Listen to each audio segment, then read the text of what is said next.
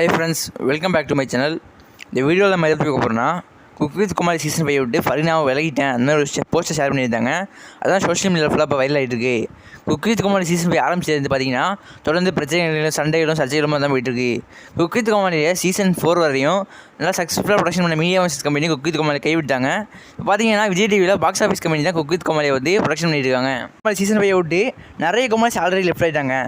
Cook with கோமாளின்னு தூணான 4 சீசனாக ஜட்மெண்ட் பண்ண செஃப் வெங்கடேஷ் பட்டே குக் வித் கோமாளி விட்டு போயிட்டாரு. இப்போ பார்த்தீங்கன்னா ஃபரீனா ரீசெண்டாக ஒரு போஸ்ட் ஷேர் பண்ணியிருக்காங்க. குக் வித் கோமாளி விட்டு நான் வரமாட்டேன் அப்படின்னு இந்தியாவுக்காக சொல்கிறாங்க. ஒரு காலத்தில் குக் வித் கோமாளின்னு சொன்னாலே நிறைய பேர் இந்த ஷோக்கு ஒரு வாய்ப்பு கிடைக்காதா, இந்த ஷோக்கு நம்ம ஒரு தடவையாவது போக மாட்டோமா, நிறைய செலிபிரிட்டிஸ்லாம் தேடி வருவாங்க இந்த ஷோக்கு நான் வரணும்னு, ஒரு தடவையாக வரணும்னு. சிவகார்த்திகேயன், சிம்பு எல்லாருமே இருந்தாங்க.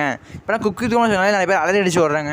ஏற்கனவே பார்த்தீங்கன்னா நாஞ்சில் விஜயனும் குக் வித் கோமாளி சீசன் 5க்கு நான் வரமாட்டேன் அப்படின்னு ஒரு போஸ்ட்டை ஷேர் பண்ணியிருந்தாரு.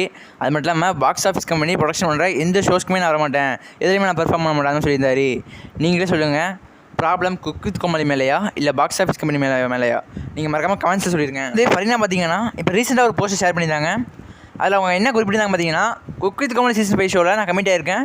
இதை நினைக்கும் போது எனக்கு ரொம்ப சந்தோஷமாக இருக்குது.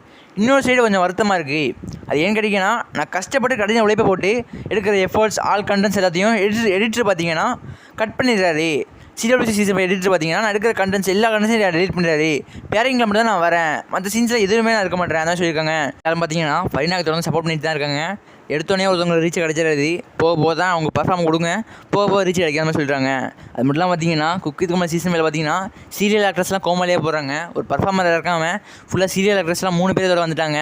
ஃபுல்லாக எல்லாரும் குக் வித் கோமாளி விட்டு போகிறாங்க. குக் வித் கோமாளிக்கு இப்போ யாருக்கும் பிடிக்க மாட்டேங்குது.